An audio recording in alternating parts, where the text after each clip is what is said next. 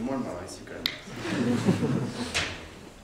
Membres du jury, étudiants, nous sommes aujourd'hui réunis dans cet amphithéâtre car l'heure est grave. Oui, l'heure est grave car une question de société commence à se poser dans toutes les têtes de tous les citoyens, non pas français, ni même européens, mais bien les citoyens du monde entier.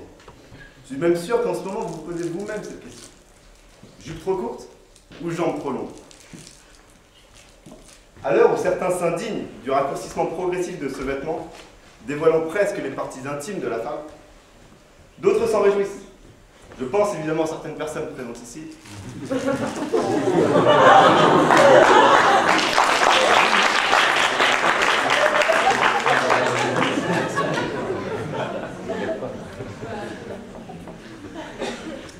Avant de commencer donc à me poser cette question avec vous, il convient évidemment de faire une brève présentation de ce qu'est la jupe et de l'évolution de sa longueur. Alors d'abord, qu'est-ce qu'une jupe? Question simple, qui paraît simple.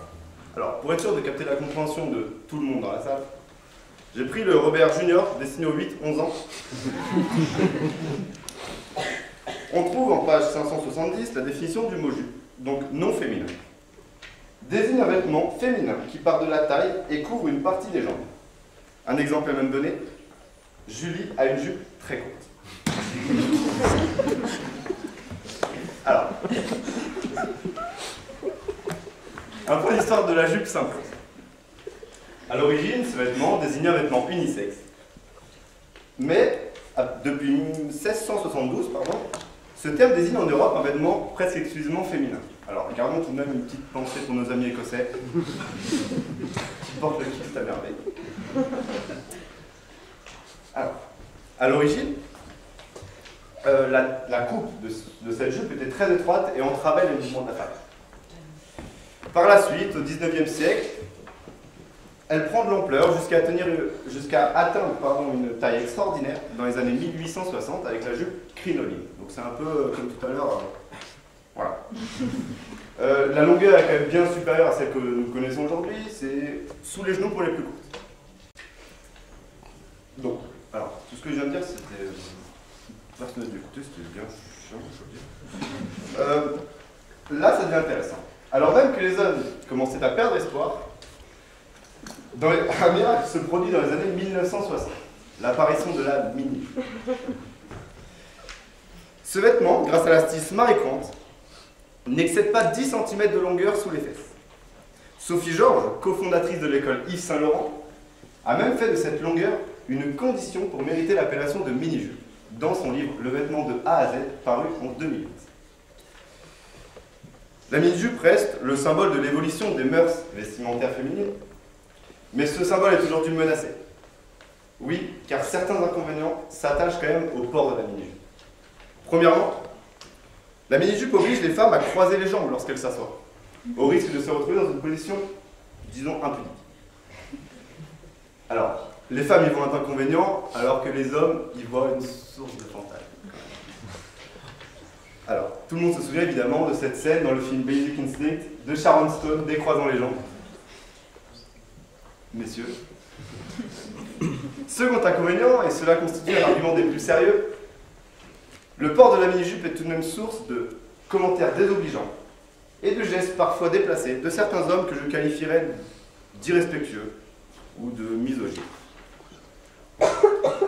La mini-jupe a également soulevé des questionnements politiques et juridiques. En effet, le 17 janvier 2007, la Cour de cassation lance une réflexion pour savoir s'il faut proscrire ou non le port de la mini-jupe pour les magistrats féminins. De plus, le 8 mai 2007, le député polonais Artur Zawisa dépose une proposition de loi visant, je cite, à réprimer les tentations sexuelles, incluant en cela le port de la mini-jupe, les décolletés généreux, les chemisiers transparents ou les maquillages insistants. Mais les personnes réticentes à ce type de vêtements ne sont pas au bout de leur peine. Dans les années 2000, fait son apparition la micro-jupe. Le micro-jupe, vêtement associé à une mini-jupe, mais qui n'excède pas 20 cm de longueur et qui ne couvre que les parties génitales de la femme. Alors, on la retrouve dans de nombreux défilés, notamment le créateur Gucci qui met en avant ce vêtement dans sa collection printemps-été 2003. Rien de très intéressant, mais... Au fil des années, on est donc passé de la jupe qui arrivait pour les plus courtes sous les genoux, à la jupe qui ne couvre que les parties intimes de la femme. Alors, je me suis posé la question, pourquoi? Peut-être à cause d'une pénurie de tissu? Ou bien la volonté des entreprises de réduire leurs coûts, de faire des économies? C'est possible. Peut-être qu'un jour, nous connaîtrons la nano-jupe. Laissons libre cours à notre imagination, ça serait une sorte de ficelle qui ferait le tour de la taille. Avec juste un bout de tissu pendant devant et derrière, mais pas trop.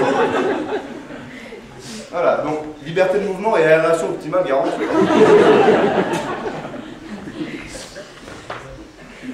Jacques Gandouin, préfet de la Nièvre de 1970 à 1974, alors la Nièvre pour certains c'est en France, voilà, disait, je cite, « Un discours doit être comme une mini-jupe, suffisamment long pour couvrir le sujet, mais suffisamment court pour retenir l'attention. » Encore plus drôle, le comique Coluche, que l'on ne présente plus, s'est également moqué de ce raccourcissement de la jupe.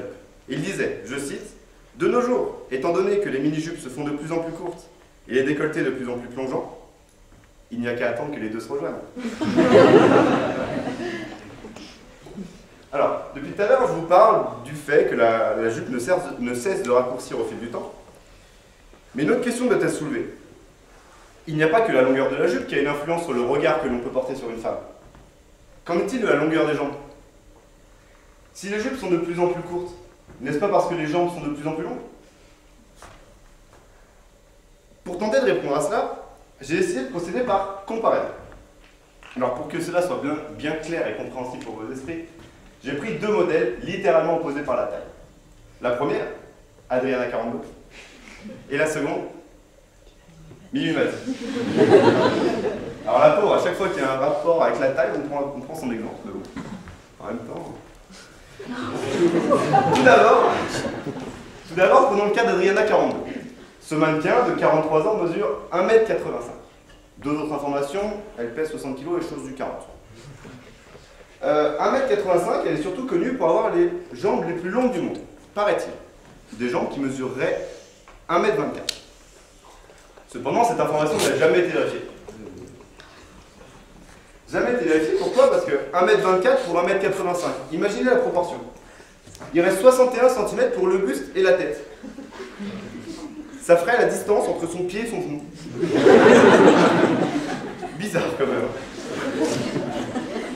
Alors, si on se base sur les proportions du corps humain, la taille des jambes est environ égale à la moitié de la taille globale. Ce qui ferait pour Adriana, oui je l'appelle comme ça, c'est une amie, ça correspondrait environ, en étant généreux, parce qu'elle a quand même de longues jambes, à 95 cm. Prenons maintenant le cas de Mimi Mati. Alors, en ce qui concerne Mimi Mati, humoriste et comédienne de 57 ans, surtout connue pour son rôle dans la série télévisée Joséphine Ange Gardien, elle mesure 1,32 m. Alors, j'ai tout compté, vraiment. J'ai pris les jambes, le buste, la tête, à un moment on ne peut plus en rajouter, il n'y en a plus. Hein. Alors 1,32 m c'est à peu près ça, plus ça. Vous voyez, donc elle serait là, bonjour. Alors, j'ai ici, alors toujours en se basant sur les proportions du corps humain, ces jambes mesureraient 65 cm. J'ai ici une jupe, tout ce qu'il y a de plus classique, enfin ça dépend ce qu'on appelle classique. Empruntez à une jeune femme dans la salle, elle se reconnaîtra. Qui mesure 30 cm. Reprenons donc nos deux personnes comme exemple. Adriana 42, 95 cm de jambes, ça ferait une mini-jupe un peu plus que la mi-cuisse. Mimi Mati, ça ferait en dessous du genou quand même. Mais comparons deux personnes dont la différence de taille est encore plus importante. La première, Svetlana Pankratova. Joueuse de basket et mannequin russe, elle mesure 2 mètres et a les plus longues jambes du monde, selon le Guinness Book. Alors rien à voir avec la boisson venant d'Irlande. Ces jambes mesurent même 1,32 m. Rappelez-vous Mimi Mati. La seconde, j'ai pris, alors son nom est imprononçable mais c'est pas grave, Jyoti Amreux, qui est connu pour son documentaire diffusé en 2009, intitulé « L'adolescente de 60 cm ». C'est la femme la plus petite du monde. Elle mesure exactement 60,8 cm. C'est important. Donc, si on se base toujours sur les proportions du corps humain, ces jambes mesureraient environ 30 cm. Reprenons la jupe de tout à l'heure. Pour la première, la joueuse de basket russe, ça lui ferait une micro-jupe à se demander même si ça couvrirait vraiment ces parties intimes. Pour la seconde, la jupe toucherait le sol. Alors, s'il fallait conclure sur ce débat, il faudrait dire que pour certains, les jupes sont beaucoup trop courtes et que cela est source de commentaires désobligeants et de détérioration de l'image de la femme. Pour d'autres, elles ne seront jamais assez courtes, car elles mettent en avant les atouts féminins, donnent l'allusion ou l'illusion d'avoir de longues jambes, sont source de fantasmes. Alors, étant donné que cette question subjective est au cœur de nos débats de société, quand même, de nos problèmes aujourd'hui, peut-on imaginer qu'un jour cela fasse l'objet d'une réforme sur le plan national ou pourquoi pas l'objet d'une convention sur le plan international? Si oui, par qui pourrait-elle être proposée? Par qui pourrait-elle être rédigée? Imaginez un instant une proposition rédigée et pensée par Dominique Strauss-Kahn.